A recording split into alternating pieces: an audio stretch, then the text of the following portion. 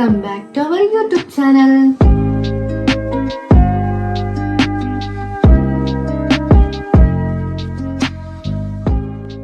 Then Indira Madam എത്തി. Indira madam വന്നു. ഞാൻ ഇത്രയും സ്റ്റോറി പറയുന്നെങ്കിലും ഇതെല്ലാം വളരെ പെട്ടെന്ന് ഒരു മിനിറ്റ് സെക്കൻഡിലൊക്കെ നടക്കുന്ന സംഭവമാണ്. അല്ലെങ്കിൽ വളരെ ഫാസ്റ്റ് ആയിട്ട് നടക്കുന്ന സംഭവം. 11:30ക്കാണ് ലേബർ റൂമിൽ കയറ്റിയത്. 11:30 to 12:30 വരെ ഈ പ്രോസസ്സുകൾ നടക്കുന്നു. 1 മണിക്കൂർ. 12:45 ഇന്ദിരാ മാഡം വന്നത്. ഇന്ദിര മാഡം വന്നു. പക്ഷെ ഇന്ദിര മാഡം വരുന്നതിന്റെ ആ ഒരു താമസം മാത്രമേ ഉണ്ടായിരുന്നുള്ളൂ. അപ്പൊ അവിടുന്ന് ഡെലിവറി കഴിഞ്ഞതിന് ശേഷം ഡോക്ടർ പറയുന്നുണ്ടായിരുന്നു ഏകദേശം 10 മിനിറ്റിലോ ഇല്ലേട്ടാ? 10 ഇല്ല, 7 മിനിറ്റ്. 12:52 ആയപ്പോ ഞാൻ വെളിയിൽ നിന്ന് കൊച്ചിന്റെ കരച്ചിൽ എടുക്കുന്നുണ്ട്. അപ്പൊ എനിക്ക് മനസ്സിലായി ഡെലിവറി കഴിഞ്ഞു. അപ്പൊ 7 മിനിറ്റില് ആയിരുന്നു എന്റെ ഡെലിവറി. 7 മിനിറ്റ് കൊണ്ടൊക്കെ ഞാൻ പ്രസവിച്ചു എന്ന് പറയുമ്പോ it is such A great experience. Doctor പിറ്റേ ദിവസത്തേക്കാണ് വെച്ചിരുന്നത് എനിക്ക് ലേബർ നോക്കാന്ന് പറഞ്ഞിരുന്നത്. പക്ഷെ അതിന്റെ തലേ ദിവസം തന്നെ നോർമലി വെള്ളം പൊട്ടി പോകുന്നു, നോർമലി പെയിൻ വരുന്നു. പിന്നെ ഏറ്റവും മെയിൻ കാര്യം എന്ന് പറഞ്ഞാൽ എന്റെ കുഞ്ഞ് എന്നെ ഒരുപാട് ഹെൽപ്പ് ചെയ്തു. കാര്യം ഡോക്ടർ എന്റെ അടുത്ത് പറഞ്ഞു, രേവതി നീ ജസ്റ്റ് ഒരു 1-2 തവണ പുഷ് ചെയ്താൽ മതി, ബേബി ഇങ്ങനെ താഴെ വന്നിരിക്കുവാണ്, നമുക്കിനി സിസേറിയൻ നോക്കാൻ പറ്റൂല, ബേബി ഇങ്ങനെ താഴെ വന്നിരിക്കുന്നത്, നീ ജസ്റ്റ് ഒന്ന് പുഷ് ചെയ്താൽ മതി മോളെ, നീ വേറെ ഒന്നും സ്ട്രെസ്ഡ് ആവണ്ടെന്ന്, ഇപ്പൊ കഴിയുമെന്ന് പറഞ്ഞു. അപ്പോ ഞാന് എനിക്ക് കോൺട്രാക്ഷൻസ് കൂടിയല്ലേ നമുക്ക് വരുന്നേ. ദെൻ പെയിൻ കൂടി, എന്നെ കൊണ്ട് എനിക്ക് മൊത്തത്തില് വല്ലാത്തൊരു സിറ്റുവേഷനിലോട്ട് ഞാൻ മൈൻഡ് ഇതായിപ്പോയി. എനിവേ ഞാൻ പുഷ് ചെയ്തു. കാര്യം നമുക്ക് ആ ഒരു ടൈമിൽ അപ്പോഴാണ് എനിക്ക് മനസ്സിലായത് നമുക്ക് നോർമലി ഒരിക്കലും നമുക്ക് മറ്റൊരാൾ പറഞ്ഞു തന്നിട്ട് അറിയേണ്ട ആവശ്യമില്ല, നമുക്ക് നോർമലി നമ്മൾ പുഷ് ചെയ്യും ഇല്ലേ. പിന്നെ യൂട്യൂബിലൊക്കെ എനിക്ക് തോന്നുന്നു ഒരുപാട് വീഡിയോസ് അവൈലബിൾ ആണ്. കാര്യം പുഷ് ചെയ്യുന്നത് എങ്ങനെയാണ്, അന്നേരം ബ്രീത്ത് എങ്ങനെ എടുക്കാം എന്നൊക്കെയുള്ള കാര്യങ്ങൾ ഇല്ലേ, ഒരുപാട് വീഡിയോസ് ഉണ്ട്. പക്ഷെ അന്നേരം നമ്മൾ അതൊന്നും ചിന്തിക്കൂല. ചിലതിലൊക്കെ പറയും ജെ പൊസിഷനിൽ ബ്രീത്ത് എടുക്കണം, നമുക്ക് അന്നേരം ജെയും കിട്ടിയില്ല, ഇസഡ് പോയിട്ട് നമുക്ക് XY ഒന്നും കിട്ടത്തില്ല. ഇല്ല, നമുക്ക് പെയിൻ എടുക്കും, നമുക്ക് ചിന്തിക്കാൻ പറ്റും ഓക്കെ ജെ പൊസിഷൻ, ഓക്കെ ജെയിലെടുക്കാം. അന്നേരം ഡോക്ടർ ചോദിക്കും നീ എന്തോ എടുക്കുന്ന? ഡോക്ടർ ഞാൻ ജെയില് ബ്രീത്ത് എടുത്തോണ്ടിരിക്കും എന്ന് പറയാൻ പറ്റില്ല. അപ്പൊ കൊച്ചുമായിട്ട് ചവിട്ടി തരും നമ്മളെ. അപ്പോ ഞാന് നോർമലി എനിക്ക് പുഷ് ചെയ്യാനുള്ള ഒരു ഇത് എനിക്ക് സ്വയം എന്റെ ശരീരത്തിലോട്ട് വന്നു. അപ്പൊ വന്നപ്പോഴത്തേക്ക് കാല് നന്നായിട്ട് നമ്മള് അകത്തി കിടക്കണമല്ലോ. അപ്പൊ ഞാൻ നോർമലി പുഷ് ചെയ്യാനായിട്ട് ഇങ്ങനെ പോയി. അപ്പൊ പുഷ് ചെയ്യാനായിട്ട് തുടങ്ങിയപ്പോഴത്തേക്ക് ആദ്യം അവർ എന്റെ അടുത്ത് പറയുന്നുണ്ടായിരുന്നു, രേവതി നിനക്ക് യൂറിൻ പാസ് ചെയ്യണമെന്ന് തോന്നുമ്പോ പറയണം. അപ്പൊ യൂറിൻ പാസ് ചെയ്യാൻ തോന്നി. ദെൻ എല്ലാം വളരെ പെട്ടെന്നായിരുന്നു. യൂറിൻ പാസ് ചെയ്യാൻ തോന്നിയപ്പോഴത്തേക്ക് പിന്നീട് അവര് ആ ഒരു വജീന ഏരിയ, എനിക്ക് ഓൾറെഡി സെർവിക്സ് കംപ്ലീറ്റ്ലി ഡയലേറ്റ് ആയി. അതായത് 10 സെന്റിമീറ്റർ ആണ് നമുക്ക് ഡയലേറ്റ് ആവേണ്ടത്. അപ്പൊ ഫുള്ളി ഡയലേറ്റ് ആയി കഴിഞ്ഞപ്പോ ഓക്കെ. കാര്യം എനിക്ക് സ്റ്റാർട്ടിങ്ങിലെ എനിക്ക് ഡയലേറ്റ് ആയി, അതും എനിക്കൊരു ബ്ലസ്ഡ് ആണ്. എനിക്ക് വെള്ളം നോർമലി പൊട്ടിപ്പോയി, എനിക്ക് സെർവിക്സ് ആദ്യമേ കംപ്ലീറ്റ്ലി ഡയലേറ്റ് ആയി, ബേബി ഹെഡ് ഓൺ പൊസിഷൻ ആയിരുന്നു, പിന്നെ പ്ലാസന്റെ കറക്റ്റ് പൊസിഷൻ ആയിരുന്നു, ബേബി ഇങ്ങനെ താഴെ വന്നിരിക്കുമായിരുന്നു. Everything was mine. സോ ഞാന് പുഷ് ചെയ്തു. അപ്പൊ എന്റെ ഒരു 2-3ാമത്തെ പുഷില് ബേബി ഇങ്ങനെ ഇറങ്ങി വന്നു. അപ്പൊ ഇവരിതിന്റെ ഇടയ്ക്ക് ഇങ്ങനെ ആക്കുന്നുണ്ട്. അപ്പൊ ലാസ്റ്റ് പുഷ് ചെയ്യാൻ നേരത്ത് ഞാൻ പറഞ്ഞു, അയ്യോ ഡോക്ടറെ എല്ലാം കീറിപ്പോവാ ഡോക്ടറെ, എന്നെ കൊണ്ട് പറ്റുന്നില്ല ഡോക്ടറെ, അങ്ങനെയുണ്ട് ഡോക്ടറെ, എങ്ങനെ ഡോക്ടറെ. അപ്പൊ നമുക്ക് അതിനു മുന്നേ നമ്മുടെ ഒരു പെരീനിയൽ മസിലിലൊക്കെ അവര് ഇഞ്ചെക്ട് ചെയ്യും ഇല്ലേ, നമുക്ക് അവിടെ ഒരു മരവിപ്പും കാര്യങ്ങളും പറയാനായിട്ടൊക്കെ ഇഞ്ചെക്ട് ചെയ്യും. കാര്യം നമുക്ക് എപ്പിസിയോട്ടമി വൂണ്ട് ആ സമയത്ത് ഉണ്ടാവും. എപ്പിസിയോട്ടമി വൂണ്ട് എന്ന് പറയുമ്പോൾ നമുക്ക് വേറെ ടിയേഴ്സും കാര്യങ്ങളും വേറെ ടിയറിങ്ങും കാര്യങ്ങളൊന്നും വരാതിരിക്കാനായിട്ട് നമുക്ക് അവിടെ എപ്പിസിയോട്ടമി വൂണ്ട് ചെയ്യുന്നതാണ്. നമുക്ക് ആ ഒരു ടൈമില് നമുക്ക് സൈഡിലോ അങ്ങനെയൊക്കെ അവര് അതിന്റെ ഒരു കറക്റ്റ് പൊസിഷനില്ല. അപ്പൊ അവിടെ നമുക്ക് ഒരു ചെറിയൊരു കട്ടിങ് തരും. അപ്പൊ അതിന്റെ ഒരു പെയിൻ കുറയ്ക്കാനായിട്ട് നമുക്ക് ആദ്യമേ ഒരു ഇഞ്ചെക്ട് അവർ ചെയ്യും. അപ്പോ അതിന്റെ കാര്യങ്ങളെല്ലാം കഴിഞ്ഞപ്പോ എനിക്ക് ഓരോന്നൊക്കെ ഫീൽ ചെയ്യുന്നുണ്ടായിരുന്നു, പിന്നെ അവിടെ കട്ട് ചെയ്യുന്ന എല്ലാം ഫീൽ ചെയ്യുന്നുണ്ടായിരുന്നു. അപ്പൊ എന്റെ 3ാമത്തെ പുഷില് എന്റെ ബേബി ഇറങ്ങി വന്നു. അപ്പൊ ബേബി ഇറങ്ങി വരുന്ന ആ ഒരു പുഷില് ഞാൻ ശ്വാസം മുകളിലോട്ടാ പിടിച്ചത്. പക്ഷെ എന്റെ ഒരു എക്സ്പീരിയൻസ് ഞാൻ പറയുക, എല്ലാവർക്കും അത് ഹെൽപ്ഫുൾ ആവുന്നൊന്നും എനിക്ക് അറിഞ്ഞൂടാ. നിങ്ങൾക്ക് ഏതാണോ കംഫർട്ടബിൾ അത് നിങ്ങൾ നോക്കണം. അല്ല നമ്മൾ ഇനി ഡെലിവറിക്ക് മുന്നേ എത്ര പൊസിഷൻസ് ബ്രീത്തിങ് ടെക്നിക്സ് നോക്കിയെന്നുണ്ടെങ്കിൽ കാര്യമില്ല. അല്ലെങ്കിൽ അത് എക്സസൈസ് ചെയ്യുക, ഡെയിലി നമ്മൾ പ്രാക്ടീസ് ചെയ്യുക. മേ ബി ചിലപ്പോൾ ആ ഒരു ടൈമിൽ അത് ഹെൽപ്ഫുൾ ആവുമായിരിക്കാം, എനിക്ക് അറിഞ്ഞൂടാ. അപ്പോൾ ആ ഒരു ടൈമിൽ ഞാൻ ബ്രീത്ത് മുകളിലോട്ട്, അതായത് നമുക്ക് ബ്രീത്ത് ഞാൻ മുകളിലോട്ട് എടുത്ത് വിട്ട് ആ ഒരു രീതിക്ക് ഞാൻ നല്ല രീതിക്ക് ശബ്ദം ഉണ്ടാക്കി ഞാൻ ബ്രീത്ത് ഫുള്ള് എടുക്കുമായിരുന്നു. പക്ഷെ എനിക്കത് ഹെൽപ്ഫുൾ ആയി. അപ്പൊ എനിവേ മൂന്നാമത്തെ പുഷിങ്ങില് ബേബി ഇങ്ങ് വന്നു കഴിഞ്ഞപ്പോഴത്തേക്ക് ഞാൻ ഭയങ്കര, അന്നേരം എനിക്ക് അറിഞ്ഞൂടാ അന്നേരത്തെ ആ ഒരു ഫീലിംഗ് എന്ന് പറയുന്ന കാര്യം. എനിക്ക് പെയിൻ കാരണം ഞാൻ ഇങ്ങനെ കിടക്കുക. അപ്പൊ ഡോക്ടർ രേവതി ബേബി വന്നു. അപ്പൊ ഓൾറെഡി ഞാൻ ഓൾറെഡി നമ്മുടെ ഇവിടെ എഴുതി വെച്ചിട്ടുണ്ട് റിച്ചുന്ന്, ബേബി ബോയ് ആണെന്നുള്ളത്. ഇവിടെ എനിക്ക് നോക്കിയിട്ടില്ല, പക്ഷെ ബേബി ബോയ് ആണ്, അത് എനിക്കറിയാം എന്ന്. അപ്പോ പക്ഷെ ഒരുപാട് പേര് എൻ്റെ അടുത്ത് കണ്ടിട്ട് പറഞ്ഞിട്ടുണ്ട്, ഐശ്വര്യ ഉണ്ടല്ലോ പെൺകുട്ടിയാണെന്ന് തോന്നുന്നു. പക്ഷെ ഈ ചിലർ പറയല്ലോ, നമുക്ക് സ്വീറ്റ് തിന്നു കഴിഞ്ഞു കഴിഞ്ഞാൽ പെൺകുട്ടിയായിരിക്കും. കൂടുതൽ നമുക്ക് സാൾട്ട് കഴിക്കുന്നത് ആൺകുഞ്ഞുങ്ങൾക്കാണ്. പിന്നെ നമുക്ക് മുഖത്ത് കുരുക്കൾ വരുന്നത് അങ്ങനെയാണ് ഇങ്ങനെയാണ്. അതൊന്നും സയന്റിഫിക്കലി പ്രൂവ്ഡ് ആണെന്ന് എനിക്ക് തോന്നുന്നില്ല. അങ്ങനെയൊന്നുമില്ല. പണ്ടുള്ളവരൊക്കെ പറയും നമുക്ക് മുഖത്ത് കുരുക്കളല്ലേ, എന്നാ നിനക്ക് ഏറ്റവും കൂടുതൽ പറഞ്ഞ പെങ്കൊച്ചായിരിക്കും എന്നൊക്കെയാണ്. ശരി, റാൻഡം ചെക്കപ്പിനൊക്കെ പോകുമ്പോഴത്തേക്ക് ഞാൻ അവരടുത്ത് പറയായിരുന്നു, ഡോക്ടറെ മോൻ ഓക്കെ അല്ലേ, മോൻ ഹെൽത്തി അല്ലേ. അപ്പൊ അവര് പറയും മോനാണെന്നൊക്കെ ഫിക്സ് ചെയ്ത്. ഞാൻ പറയാം അത് മോനാണല്ലോ എന്ന് പറയും. അപ്പൊ മൂന്നാമത്തെ പുഷില് എന്റെ പൊന്നോ ഇങ്ങ് വന്നു. അപ്പൊ ആളെ ഇങ്ങനെ അങ്ങോട്ട് അവിടെ വാഷ് ചെയ്യാനൊക്കെ ഇങ്ങനെ കൊണ്ടുപോകല്ലോ. അന്നേരം ഡെലിവറി കഴിഞ്ഞ ഉടനെ എന്തൊക്കെയോ പ്രോസസ്സും പരിപാടിയും കാര്യങ്ങളൊക്കെ ഉണ്ടല്ലോ.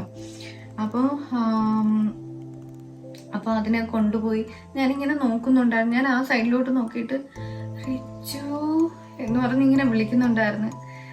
ആ ഒരു 2-3 തവണ ഞാൻ വിളിച്ച് കഴിഞ്ഞതിന് ശേഷം അടുത്ത ഇവിടെ ബാക്കി പരിപാടി തുടങ്ങി. ഞാൻ പറഞ്ഞില്ല എപ്പിസിയോട്ടമി സ്റ്റിച്ച്. അപ്പൊ അത് അവര് നമുക്ക് കെട്ടിത്തരുമല്ലോ. അപ്പൊ അതിന്റെ സ്റ്റിച്ച് ഇടാനും കാര്യങ്ങളൊക്കെ ആയിട്ട് തുടങ്ങി. അപ്പൊ സ്റ്റിച്ചും കാര്യങ്ങളൊക്കെ ഇട്ട് അത് ഏകദേശം ഒരു 10 മിനിറ്റ് ടൈം എടുത്തു. ഞാൻ അപ്പൊ ചോദിക്കുന്നുണ്ട് ഡോക്ടറെ ഇനി എത്ര മിനിറ്റ് എടുക്കും? എന്റെ പൊന്നു രേവതി നീ ഒന്നടങ്ങിക്കിട, ഡെലിവറി പെയിന്റ് അത്രയും ഉണ്ടോ ഇത്? ഞാൻ പറഞ്ഞില്ല, പക്ഷെ എനിക്ക് പെട്ടെന്ന് സെറ്റാക്കി എനിക്ക് പോണം. അപ്പൊ അവരൊന്ന് എവിടെ പോണം എനിക്ക്. ഞാൻ പറഞ്ഞു എനിക്ക് എന്റെ ചേട്ടനെ കാണാൻ പോണം എന്ന് പറഞ്ഞു. അപ്പോ എനിക്ക് നിഖിലേട്ടനെ ഭയങ്കരമായിട്ട് മിസ് ചെയ്യുന്നുണ്ടായിരുന്നു ആ സമയത്ത്. ഞാൻ ചേട്ടനെ ഒരുപാട്, എൻ്റെ അടുത്ത ചേട്ടൻ വേണം, എനിക്കൊന്ന് കെട്ടിപ്പിടിക്കണം എന്നൊക്കെ ഭയങ്കരമായിട്ട് ഞാൻ എക്സ്പെക്ട് ചെയ്തു. എൻ്റെ ചേട്ടൻ എനിക്ക് എൻ്റെ അമ്മയാണ്, എൻ്റെ ബെസ്റ്റ് ഫ്രണ്ടാണ്, എൻ്റെ എല്ലാമാണ് എൻ്റെ ചേട്ടൻ. സോ എൻ്റെ ചേട്ടൻ എൻ്റെ അടുത്ത് വേണമെന്ന് തോന്നി. പക്ഷേ പറഞ്ഞിട്ട് കാര്യമില്ല, അവിടെ അലൗഡ് അല്ല എന്തായാലും. പക്ഷെ അവരെല്ലാം ഭയങ്കര കോപ്പറേറ്റീവ് ആണ്, നമ്മളായിട്ട് ഭയങ്കര ഫ്രണ്ട്ലി ആണ്, ഭയങ്കര ലവബിൾ ആണ്, ഭയങ്കര കെയറിങ് ആണ്. സോ നമുക്ക് എന്തോ ചിലർ പറഞ്ഞിട്ടുണ്ട്, ചില ഹോസ്പിറ്റലിലൊക്കെ വഴക്കുകൾ പറയും, അങ്ങനെ പറയും ഇങ്ങനെ പറയും. ഇവിടെ എനിക്ക് അങ്ങനെയുള്ള ഒരു പ്രശ്നമോ കാര്യങ്ങളോ ഒരു ബാഡ് എക്സ്പീരിയൻസ് എന്ന് പറയാനായിട്ട് എനിക്ക് ഉണ്ടായില്ല.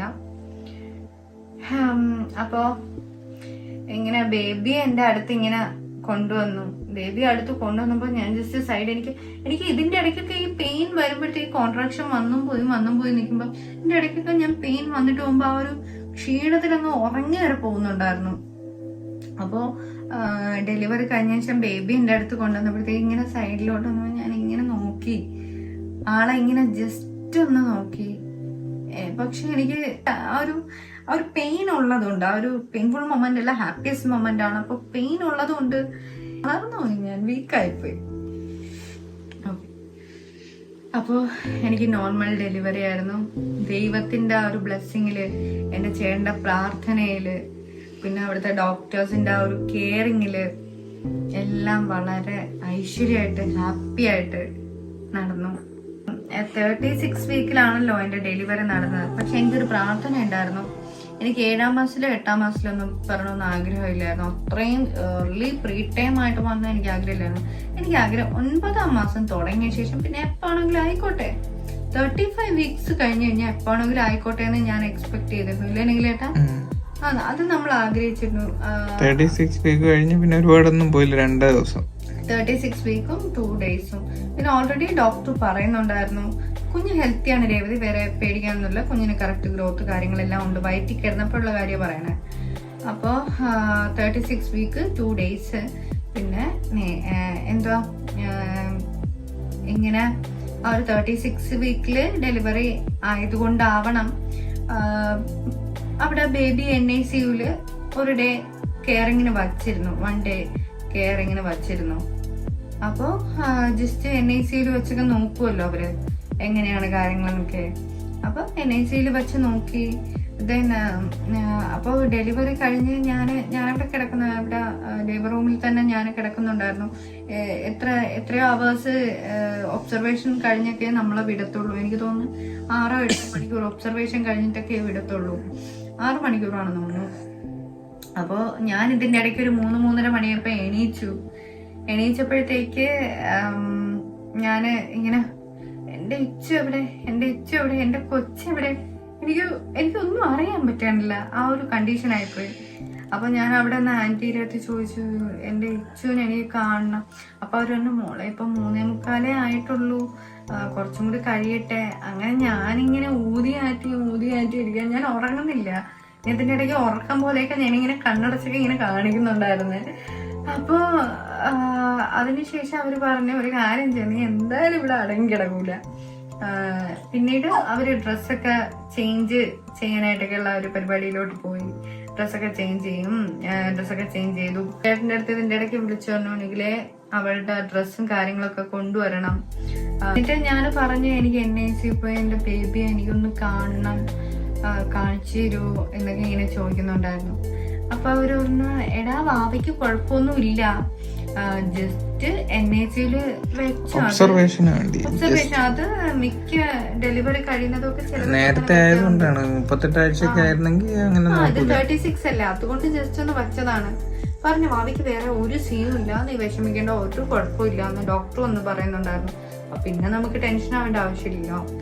അപ്പൊ എനിവേ ദെൻ ഒരു 6:30 മണിയൊക്കെ ആയപ്പോഴത്തേക്ക് എന്നെ റൂമിലോട്ട് കൊണ്ടുപോയി. അപ്പൊ അതിന്റെ ഇടയ്ക്ക് ലേബർ റൂമിൽ ആന്റി എനിക്ക് വാരി തരുന്നുണ്ടായിരുന്നു, ചായയൊക്കെ എനിക്ക് ഇങ്ങനെ പിടിച്ചു തരുന്നുണ്ടായിരുന്നു. അവര് ഫുള്ള് ക്ലീൻ, എന്നെ ഒന്ന് ബാത്തൊക്കെ ചെയ്ത് തന്നു. ഡെലിവറി കഴിഞ്ഞ് ഞാൻ ഇവിടെ കിടക്കുന്ന ആ ഒരു മൊമെന്റിൽ, അതായത് സ്റ്റിച്ചും കാര്യങ്ങളെല്ലാം ഇട്ടതിന് ശേഷം ഇച്ചുവിനെ കയറ്റി അകത്തോട്ട്. അപ്പൊ ആ ഒരു മൊമെന്റില് ഇച്ചുവിനെ കണ്ടപ്പോ ഞാനൊന്നും പറയുന്നില്ല, എനിക്കൊന്നും സംസാരിക്കാനായിട്ട് പറ്റുന്നില്ല. എനിക്ക് സങ്കടം വന്നിട്ട് ഇങ്ങനെ ചുണ്ടകർന്ന ഇങ്ങനെ ആവുന്നു. അപ്പം അന്നേരം ഒന്നും സംസാരിക്കുന്നില്ല ഞാൻ. അതൊരു വല്ലാത്ത മൊമെന്റ് ആയിരുന്നു. പിന്നെ എനിക്കും ഭയങ്കര ഇമോഷണൽ ആയിരുന്നു. ഞാൻ അന്നേരം ഇച്ചുവിനെ ഇങ്ങനെ നോക്കിയിട്ട് എനിക്ക് കരയണമെന്നുമുണ്ട്, എനിക്ക് വാവ വന്നതിന്റെ സന്തോഷമുണ്ട്. അപ്പൊ എല്ലാം കൂടെ ഇങ്ങനെ മിക്സ് ആയിട്ട് ഇങ്ങനെ ഇരിക്കുക. അപ്പം എന്തോ വാവ എന്റെ കയ്യിൽ കൊണ്ട് തന്നിട്ട് ആദ്യമായിട്ട് കണ്ടപ്പോ പോലും, സാധാരണ നമ്മൾ ഇപ്പൊ യൂട്യൂബില് വീഡിയോ ഇടാനാണെങ്കിൽ മൊബൈലും ഒക്കെ ആയിട്ട് റെഡി ആയിട്ടിരിക്കും. ഇത് എന്റെ കയ്യിൽ മൊബൈലുള്ള കാര്യം പോലും എനിക്ക് ഓർമ്മയില്ല. അമ്മാതിരി ടെൻഷനായിരുന്നു ആ ടൈമില്. ഒന്നും ഓടൂല, വീഡിയോ എടുക്കണമെന്നും എന്ന്. അവസാനം കൊച്ചിനെ കാണിച്ചപ്പോ കൊച്ചിന്റെ ഫോട്ടോ പോലും എടുക്കാൻ തോന്നിയില്ല. കൊച്ചിനെ നേരിട്ട് കണ്ട് കുറെ നേരം ഇങ്ങനെ നോക്കി അങ്ങ് നിന്നു. പിന്നീട് കൊച്ചിനുള്ള സാധനങ്ങൾ എടുത്തുകൊണ്ട് വരാൻ പറഞ്ഞപ്പോഴാണ് ബോധം വന്നത്. അപ്പോഴും ഫോണും പെട്ടെന്ന് എടുത്തുകൊണ്ട് വന്ന് സിസ്റ്ററിന്റെ അടുത്ത് പറഞ്ഞ്, ഒന്ന് ഫോട്ടോ എടുക്കണം, ജനിച്ച ആ ഒരു മൊമെന്റിലുള്ള ഫോട്ടോ പിന്നെ കിട്ടൂലല്ലോ. അങ്ങനെ പിന്നെ അപ്പോഴാണ് ഓടിപ്പോയി ഫോട്ടോ ഒക്കെ എടുത്തത്. ഫോട്ടോ എടുത്ത് വെച്ചിരുന്നു. വേറെ ആരും ഇല്ലാത്തതുകൊണ്ട് ഞാൻ ഒറ്റയ്ക്കാണ് അവിടെ ഉണ്ടായിരുന്നത്. വേറെ കൂടെ അടുത്തൊന്നും ആരുമില്ല. വെളുപ്പിനെ ആയിട്ട സമയമായോണ്ട് വീട്ടിൽ വന്നിട്ട് ഞങ്ങള് ഡെലിവറി എക്സ്പെക്ട് ചെയ്തല്ലോ പോയത്, പെയിൻ വന്നിട്ട് പോയല്ല. അപ്പം വീട്ടിൽ വന്നിട്ട് എന്റെയും കുഞ്ഞിന്റെയും ഒക്കെ ഡ്രസ്സും കാര്യങ്ങളും ഞങ്ങൾ പാക്ക് ചെയ്ത് വെച്ചിട്ടുണ്ടായിരുന്നു. അപ്പോ ഈ സാധനങ്ങൾ എടുക്കാനായിട്ട് ചേട്ടൻ്റെ ഒരു ഫ്രണ്ട് വന്നു. മറ്റേ വീഡിയോയില് സാധനങ്ങളൊക്കെ പറക്കി വെക്കുന്നുണ്ട്. അന്ന് നമ്മള് എക്സ്പെക്ട് ചെയ്ത് ഇനി ഹോസ്പിറ്റലിൽ നിന്ന് ഡിസ്ചാർജ് ചെയ്യൂല എന്നും പറഞ്ഞ് തന്നെ വന്നത്. അപ്പോൾ ഈ ഡെലിവറിയും കാര്യങ്ങളെല്ലാം കഴിഞ്ഞിട്ട് ചേട്ടൻ ഇങ്ങനെ കാണുമ്പോൾ ആ ഒരു മൊമെന്റ് അതെനിക്ക് പറഞ്ഞറിയിക്കാൻ പറ്റത്തില്ല. അത് അമ്മാതിരി മൊമെന്റ് ആയിരുന്നു.